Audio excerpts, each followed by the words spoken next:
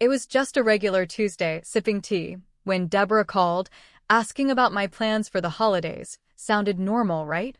Then she casually dropped, "Oh, Mom, Christmas is strictly a family-only thing this year, just us." My throat felt tight, and a cold dread settled deep inside me, leaving me confused, wondering how a simple conversation could turn everything so unexpectedly upside down, making me feel like a forgotten old lady. Before we continue, tell me in the comments, where are you watching from? I'd love to know. My little apartment was always cozy, just the right size for one. But sometimes, especially as the days got shorter and colder, it felt a little too quiet, a little too empty. I'm Evelyn, and I turned 82 this past spring. Most days, I'm perfectly fine, busy with my books, my plants, and the puzzles I like to do. I even volunteer at the community center twice a week, helping the youngsters learn to read. They call me Mrs. E, and they're just the sweetest. They make me laugh, really. But as Christmas got closer, a different kind of quiet started to creep in, the kind that makes you think about family, about being together. I remember that Tuesday so clearly. The sun was streaming through my kitchen window, warming the ceramic teapot I'd inherited from my own mother. I was stirring my tea, humming a little tune, when my phone rang. It was Deborah, my only child. She's a busy woman, always has been, running her own business, raising her 2 kids, Patrick and Olivia. I love her, of course. She's my daughter. But lately, things had felt distant. Like she was talking to an obligation, not her mom. "Hi, Mom. How are you?" she said, her voice bright, almost too bright, like she was rushing through the pleasantries. "I'm doing just fine, dear, enjoying my tea. And you? How are things?" I asked, trying to sound cheerful, trying to invite a real conversation. "Oh, busy, you know how it is," she chuckled, a quick, dismissive sound. "Listen, I was just calling about Christmas. Have you thought about your plans?" My heart gave a little hopeful flutter. Oh, good, I thought. She's going to ask me. This year, I really hope to stay with them. My apartment gets drafty in December, and driving around in the snow? Not as easy as it used to be. Well, actually, Deborah, I started, picking my words carefully. I was wondering, maybe I could come stay with you this year? Just for a few days around Christmas? It would be so lovely to be with you all, with Patrick and Olivia. There was a tiny pause on the other end, barely a breath, but I felt it. It was like a little cold draft coming through the phone line. Then her voice, still bright, but with a new, firm edge, came through. "Oh, Mom, this year we're doing something different. It's going to be a really, intimate gathering. Just Robert, me, and the kids. A truly family-only thing, Just the 4 of us. Family-only thing," the words hung in the air, echoing in my small, suddenly not-so-cozy kitchen. Just the 4 of us, but I'm family, aren't I? Her mother? My breath caught. It felt like a punch to the gut, but worse, because it was so polite, so casual. Like I was an afterthought, an inconvenience to be gently brushed aside. Oh, I managed, the single-syllable feeling thin and dry. My cheerful humming had stopped. The tea suddenly tasted bitter. I see. Well, that's nice. For you all. Right? So special. And it'll be great for Patrick and Olivia to have that really close time with us, without, she trailed off, not finishing the sentence, but I knew what she meant. Without me. Without the old lady who probably slowed things down, who didn't fit into their picture-perfect, intimate Christmas. I tried to swallow, but my throat was tight. Yes, of course. I understand. So, I'll make my own plans then. I heard the slight tremor in my voice, but I hoped she didn't. Perfect, Mom. That's just what I thought you'd say. You're always so understanding, she chirped, and before I could really respond, she was saying a quick goodbye, something about a meeting. Love you. Talk soon. Click. The phone went dead in my hand. I just stood there, staring at my reflection in the dark kitchen window. My face looked old, tired, a little lost. Family-only thing, that phrase just kept repeating in my head, like a broken record. My own daughter. My only daughter. Saying I wasn't part of her family. It wasn't just about Christmas, was it? It was about how she saw me. As someone outside, someone to be managed, to be politely excluded. The humiliation washed over me, a slow, cold tide. I felt dismissed. Unimportant. Like a piece of furniture she no longer needed but couldn't quite bring herself to throw out. Later that afternoon, my neighbor, Phyllis, came over with a batch of her famous oatmeal cookies. She's a dear, always knows when I need a little pick-me-up. We sat and chatted, and I tried to be normal, but she saw right through me. Phyllis has a way of doing that. "Evelyn, honey, you look a bit down," she said, her eyes kind and knowing. "Everything all right?" I sighed, a big, shaky sigh that came from deep inside. It's Deborah, Phyllis. She's decided that Christmas this year is a family-only thing. Meaning, just her, Robert, and the kids. Phyllis's face softened. "Oh, Evelyn, I'm so sorry, dear. That's not right. You're her mother." "I know. I thought so too," I said, and a tear finally slipped down my cheek. I hadn't cried yet, not really, but hearing Phyllis say it, saying it wasn't right, made the hurt feel real. It's like, I'm just in the way, isn't it? An extra mouth to feed, an extra person to worry about. I feel like she sees me as a burden, honestly. Phyllis reached across the table and patted my hand. "Don't you dare think that, Evelyn. You are a wonderful woman. But sometimes kids, they forget what's important. They get caught up in their own worlds." Her words were meant to comfort, but they just made the knot in my stomach tighter. Forget what's important. Was I no longer important to my own daughter? It stung, really, really stung. I spent the rest of the evening stewing, my quiet apartment feeling even more silent. The humiliation of being told I wasn't family enough for Christmas festered. I kept replaying her words, her tone. It was condescending, wasn't it? As if I wouldn't understand. As if I didn't deserve to be there. I deserved better. I deserved to be seen, to be valued. And in that quiet, hurt space, a tiny spark ignited. A little ember of defiance. I wasn't going to just sit here and be a forgotten old lady. No, not Evelyn. The next few days were a blur of quiet determination. That little spark, it grew into a tiny flame, warming me from the inside out. I wasn't angry, not really. It was more a feeling of, well, resolve. I had always been independent, even when life was tough after my husband, Richard, passed away. I managed. I always managed. And I wasn't about to let Deborah's dismissiveness make me feel small. The first thing I did was organize. Not just my apartment, though that felt good too. I mean my papers. Richard had always handled all the finances, and after he was gone, I just kept things going, paying bills, living simply. I knew we had some savings, a small pension. Nothing grand, but enough. Or so I thought. I pulled out old boxes from the back of my closet, dust motes dancing in the afternoon light. There were old photo albums, letters, and then a heavy metal box. It was Richard's strongbox, the one he always kept hidden. I remembered him saying, "Evelyn, if anything ever happens to me, this box holds everything important. Don't you ever forget it." I had kept it safe, tucked away, occasionally taking out our marriage certificate or his old army medals, but I'd never really gone through everything inside. Now, with Deborah's words echoing in my ears, I needed to know. I needed to know if I was truly just a burden, or if there was something more. My fingers fumbled with the clasp. It clicked open, revealing layers of documents. Old deeds, insurance policies, a few faded stock certificates. Nothing seemed particularly exciting at first. But then, tucked under a pile of tax returns from the 80s, I found an envelope. It was thick, heavier than the others, and sealed with a red wax stamp. Richard's handwriting, neat and deliberate, read, "For Evelyn, to open when you truly need it." My hands trembled as I carefully broke the seal.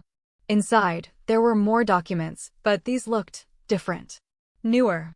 One was a certificate of deposit, quite old, and another, a brokerage statement. It wasn't just a few $100s. Or a few thousand. It was a lot. A lot. I squinted at the numbers, pulling out my reading glasses. My breath hitched. Could this be right? It looked like Richard had invested in some obscure technology companies decades ago, companies that had, over the years, grown into giants. And he'd never told me the full extent of it. He just quietly reinvested, letting it grow, hidden away from our daily expenses. He was always a quiet man, full of surprises. This was certainly one. I felt a strange mix of shock and, well, not anger, but a profound wonder. All these years, I'd been living carefully, stretching every penny, while this sat, quietly accumulating value. It was more than enough. Far more than I could have ever imagined. The number on the statement, after decades of growth and reinvestment, was staggering. It wasn't just a few $100,000. It was in the millions. My first instinct was to call Deborah, to tell her, to maybe even gloat a little, to show her I wasn't just the family-only outcast she thought. But I paused. No, this wasn't about that. Not yet. This was about me. This was about my dignity. This was about finally understanding that I had always been more capable, more resilient, than even I sometimes gave myself credit for. Richard, bless his heart, had given me a powerful tool. And now I knew how to use it. I needed help understanding it all. I didn't want to go to our local bank, where everyone knew me as Mrs. Miller, the quiet widow. I wanted someone discreet, someone professional. I remembered seeing an advertisement for a financial advisor in a town a little further away, Mr. Harrison. He seemed kind in his photo, and his office promised a personal touch. I made an appointment for the next week. Sitting across from Mr. Harrison in his plush office felt a bit surreal. He was a kind-looking man, spectacles perched on his nose, a gentle smile. I laid out Richard's documents, feeling a flicker of nervousness. What if I'd read it wrong? What if it was all a mistake? He took his time, reviewing each paper carefully, his brow furrowed in concentration. Then he looked up, a genuine smile spreading across his face. "Mrs. Miller," he said, his voice quiet, almost reverent. "Do you realize what you have here? This is truly remarkable. Your late husband was a very shrewd investor, and very wise to set this aside for you. These investments have performed exceptionally well over the decades." My heart hammered. "So, it's real?" "The amount." He chuckled softly. "Oh, it's very real, Mrs. Miller. Very real indeed. You're sitting on a considerable fortune, Evelyn. Easily over $1 million, perhaps quite a bit more, depending on how we liquidate some of these older holdings. $1 million. The words felt huge, almost unbelievable. I had to suppress a laugh, a joyful, slightly hysterical laugh. My simple life, my quiet routine, suddenly felt like a disguise. I was a millionaire and I hadn't even known it. This wasn't just money, it was freedom. It was power. It was the ability to stand tall, to hold my head high. It was the answer to Deborah's casual dismissal. Mr. Harrison helped me set up new accounts, explaining everything patiently, making sure I understood. He even found a way to access some funds quickly, discreetly. I felt like a spy, moving with a secret mission. The feeling was exhilarating. As I walked out of his office, the crisp autumn air felt different, sharper, more alive. I wasn't just Evelyn, the quiet widow. I was Evelyn, the woman with $1 million secret. The old hurt, the sting of Deborah's words, hadn't vanished completely, but it was now laced with a quiet, satisfying anticipation. My internal debate raged. Was this about proving something to Deborah, or about finally taking control of my own narrative? Maybe it was both. I realized that for too long, I had let Deborah's perception of me define my reality. But that was over. Completely over. The thought of Christmas, once filled with dread, now sparkled with mischievous possibilities. I wouldn't just show up. I would arrive. And I would bring gifts. Big, beautiful, $1 million gifts. Not just for them, but for me, for the dignity I had always carried, even when others failed to see it. The weeks leading up to Christmas were a whirlwind, a secret project that made me feel more alive than I had in years. I found myself humming again, not just soft tunes, but confident, upbeat melodies. My new financial advisor, Mr. Harrison, helped me set things up in a way that gave me immediate access to a significant portion of my newfound wealth. I started by treating myself, subtly at first. I got a new haircut, a stylish silver bob that framed my face perfectly. Then a trip to a boutique I'd only ever admired from afar. I picked out a beautiful, deep emerald green velvet dress, something that sparkled just enough to feel special without being flashy. I bought a matching scarf and some low, comfortable heels. I wanted to look elegant, composed, and absolutely unapologetic.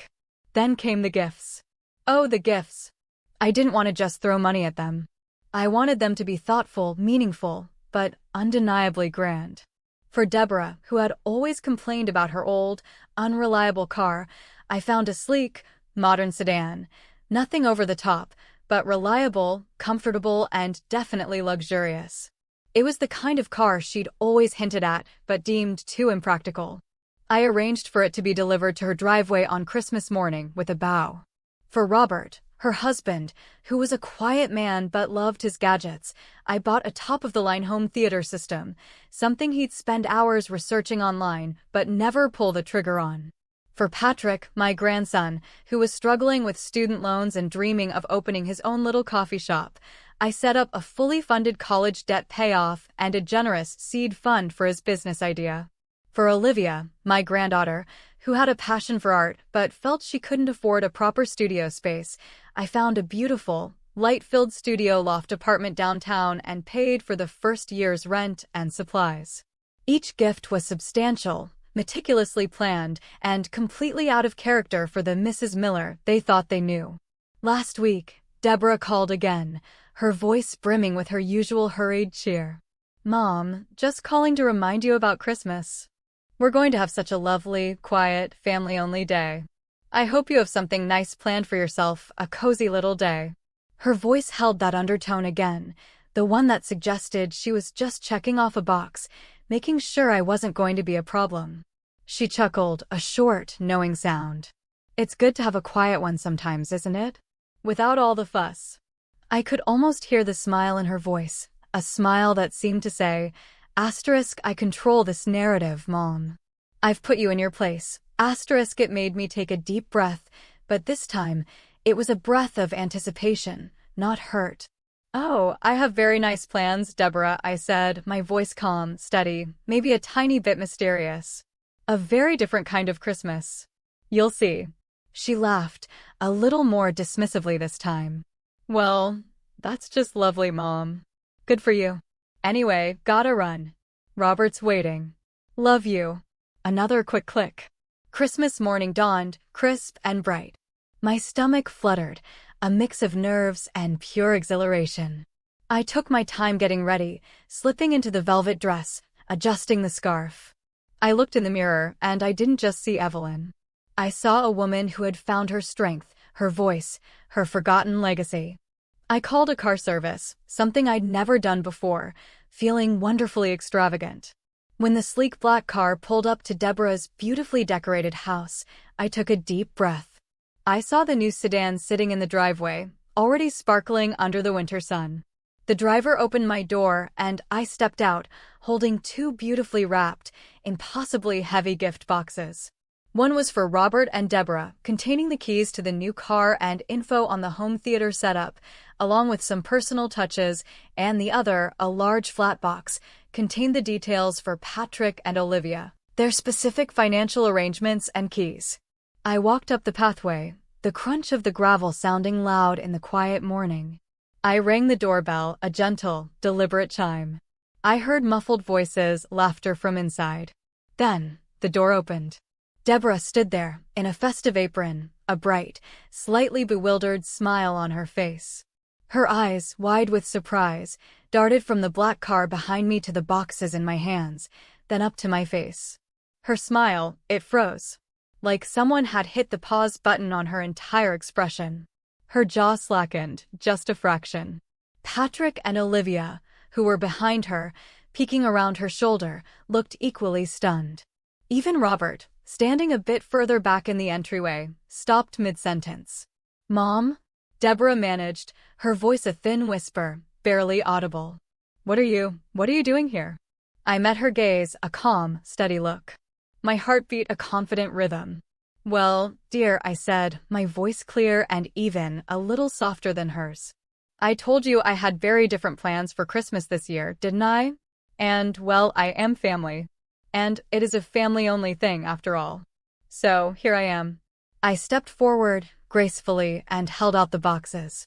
And I brought some gifts. Thought you might like them. Deborah took a step back, still frozen, her eyes wide with confusion, a sudden flicker of unease. Gifts? But, Mom, you didn't have to. No, I didn't have to, I agreed, a small, knowing smile playing on my lips. But I wanted to. These are just a little something to show you all how much I care. And to celebrate, well, everything. Patrick stepped forward, curiosity overcoming his shock. Grandma Evelyn. Wow, you look amazing. What's going on? I smiled at him. Just a little holiday magic, dear. For all of you. As they hesitantly took the gifts, the atmosphere in the house shifted dramatically. The forced cheer melted away, replaced by genuine awe and confusion. They unwrapped the boxes, revealing the deeds, the keys, the financial papers. Deborah's face, pale seconds ago, flushed with a deep red. She looked from the car outside to the papers in her hand, then back to me, utterly speechless. Robert just stared, his eyes wide. Olivia gasped, a hand flying to her mouth.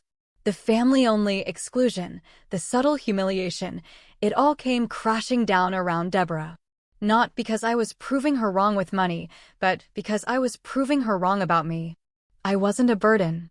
I was an independent woman with a life, and yes, a fortune, she never imagined. It wasn't about revenge, not truly. It was about respect. It was about showing them, and myself, that I was still Evelyn, vibrant and capable. The silence that followed was thick, heavy with unspoken questions and realizations. And in that silence, I felt truly free. What a day, right? It was about more than gifts. It was about reclaiming my place. Tell me in the comments, what's a moment when you stood up for yourself and truly felt seen? I'd love to hear your stories.